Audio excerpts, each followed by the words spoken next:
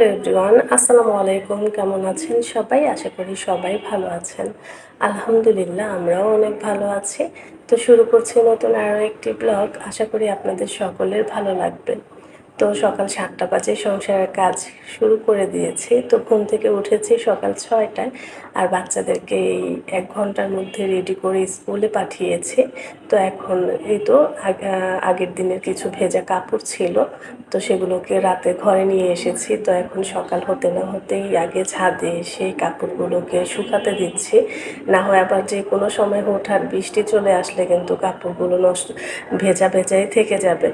এই তো তেমন একটা ভেজা ছিল না, হালকা হালকাই শুকনো ভেজা ছিল। তো সেগুলোকে যদি একটু ২-১ ঘন্টা রোদে রাখা যায় তাহলে খুব তাড়াতাড়ি শুকিয়ে যাবে। আর একটু বাতাসও ছিল, আর সকালে যেহেতু এই টাইমেই রৌদ্র আসে তো অল্প সময়ে শুকিয়ে যাবে। আর দরজার সামনে তো এলোমেলো হয়ে আছে, বাচ্চারা তো হাঁটাচলা করলে জুতাগুলো তো আর জায়গা মতো রেখে যায় না। তো এগুলোকে একটু গুছিয়ে দরজার সামনে একটু ঝাড়ু দিয়ে দিচ্ছি। তো বৃষ্টির কারণে কি হয়, যখনই যেহেতু সাইডে ছাদ আছে, তো যখনই বৃষ্টি আসে বৃষ্টির ফোঁটাগুলো পড়লে এই মাটিগুলো বা বালিগুলো ছিটে ছিটে একেবারে দরজার সামনে এসে ভরে যায়। তো সকাল হলেই এগুলোকে একটু ঝাড়ু দিয়ে সরিয়ে নিতে হয়, না হয় আবার এগুলো আবার উড়ে উড়ে ঘরেই চলে যাবে। যখনই দরজা খুলবো বাতাসের সাথে সাথে আবার ঘরে এসে জমবে। তো জুতাগুলোকে একটু জুতা রেখে রেখে তারপরে এই সাইডটাকে ঝাড়ু দিয়ে দিচ্ছি। প্রতিদিন অন্তত একবার করে হলেও এই দরজার সামনে ঝাড়ু দিতে হয়, না হয়তো সারাক্ষণে কেউ না কেউ উপরে উঠানামা করতে থাকে। তো বালু এসে পুরো দরজার সামনে নোংরা হয়ে যায়। তো সবসময় সকালে উঠে একবার ঝাড়ু দিতে হয়। আর সবসময় সকালবেলা ঘুম থেকে ওঠার পর একটার পর একটা কাজ করতেই হয়। মনে হয় যে সকালে ওঠার পর একটা অন্যরকমই এক এনার্জি থাকে শরীরে। আর বেলকনিতে এসেছি গাছগুলোকে একটু পানি দেব। আর আমার এই ফুল গাছের সাইডে যে একটা ঝুড়ি দেখা যাচ্ছে, এটা হচ্ছে আমার একটা ফলের ঝুড়ি। তো এর মধ্যে কিন্তু আমি ফুল গাছ লাগাই না, এর মধ্যে কিছু কিছু সবজি লাগাই। যেমন এখন করলা লাগিয়েছি, তারপর আবার বেগুন গাছও লাগানো হয়, পুঁই শাক গাছ লাগানো হয়। যেগুলো নাকি লাগালে হয় সেই গাছগুলো আমি এটার ভিতরে লাগাই। আর পাশে করলা গাছে কিন্তু অনেকগুলো করলা এসেছে, আর এগুলো এত দূরে যে আমার হাত যাচ্ছে না।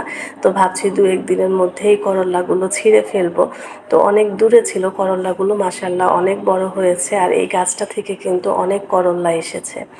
তো রান্নাঘরে আমি চলে এসেছি। আর রান্নাঘরে সর্বপ্রথম এসে জায়ান সাবিরের বাবার জন্য নাস্তা তৈরি করছি। তো ওর বাবা অলরেডি ঘুম থেকে উঠে পড়েছে। তো এখন কয়েকদিন যাবৎ খুব তাড়াতাড়ি চলে যায়, ৯টার মধ্যেই দোকানে চলে যায়। তো অলরেডি অনেক দিন তো বন্ধ ছিল, সেই কারণে এখনও তেমন একটা দেরি করে না, সকালে ঘুম থেকে উঠে রেডি হয়ে চলে যায়। আর ওর বাবার জন্য সর্বপ্রথম নাস্তাটা বানাতে হয়। আর আমি অফ ক্যামেরাতে সবগুলো রুটি বেলেছি আর আলু ভাজিও করেছি। তো আজকে একটু আলু ভাজি করার ইচ্ছে ছিল না, শুধু আমার ছেলের জন্য করতে হয়েছে। তো ও আবার ওর বাবার মতো আলু ভাজি ছাড়া মোটেও রুটি খেতে চায় না। তো সবাইকে নাস্তা খাইয়ে এখন এই তো যেই প্লেটগুলো জমেছিল সেগুলো ধুয়ে রেখেছি। আর যেহেতু অলরেডি রাতের বেলা সব বাসি কাজগুলো সেরে রাখি, তো সকালে তেমন একটা এখন আর রান্নাঘরে চাপ পড়ে না। তো এই তো প্লেটগুলোকে ভালোভাবে ধুয়ে তারপরে আমি আবার একটু রান্নাঘরটাকে পরিষ্কার করে নেব। আর সকাল হলে কেন জানি না একটু তাড়াহুড়ার মধ্যেই কাটে সব কিছু। তো একটা সময়ের মধ্যে চলে যায়, যেমন সকাল ৭টা থেকে যেহেতু সংসারের কাজে হাত দিয়েছি, 10টার মধ্যে কমপ্লিট, 10টার আগেই কমপ্লিট করতে হবে।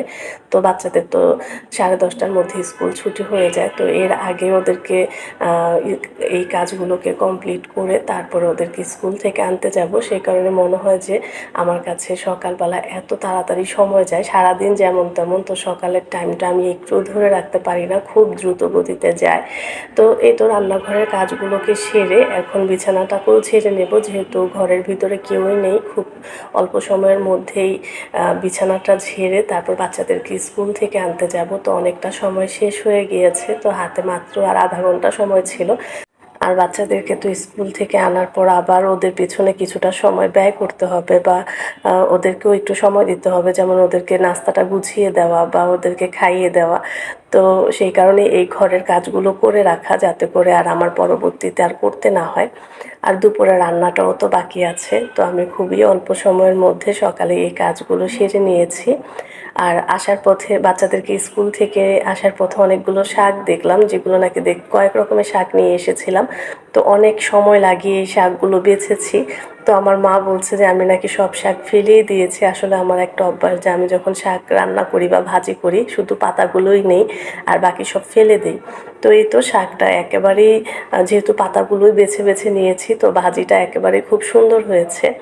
আর এই তো শাক ভাজিটা কমপ্লিট হয়ে গিয়েছে, আর এখন আমি বাকি রান্নাটাও রান্না করে ফেলবো। আর এখন ইলিশ মাছটা ভেজে নেব। তো আজকে আর তেমন একটা ঝামেলা নেই, শুধু শাক ভাজি করছি আর ইলিশ মাছ পেঁয়াজ দিয়ে ভুনা করছি।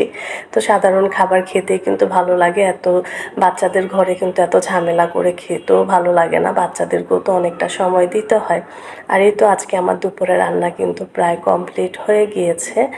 আর বেলকুনিতে এসে দেখি যে স্টুডেন্টরা যে এলাকার যে পোস্টারগুলো লাগানো ছিল এগুলো সব পরিষ্কার করছে, রাস্তার সাইডের যে ময়লাগুলো ছিল এগুলো সব পরিষ্কার করছে। তো ওনাদের কাজ দেখছিলাম দাঁড়িয়ে দাঁড়িয়ে, বাচ্চাদেরকে নিয়ে দেখাচ্ছিলাম যে বড় হলে এইভাবেই কাজ করতে হবে।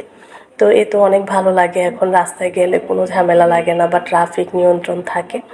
আর আজকের মতো এই পর্যন্তই, দেখা হবে নতুন আরও একটি ব্লগে। ধন্যবাদ সবাইকে, ভালো থাকবেন সবাই, আল্লাহ হাফেজ।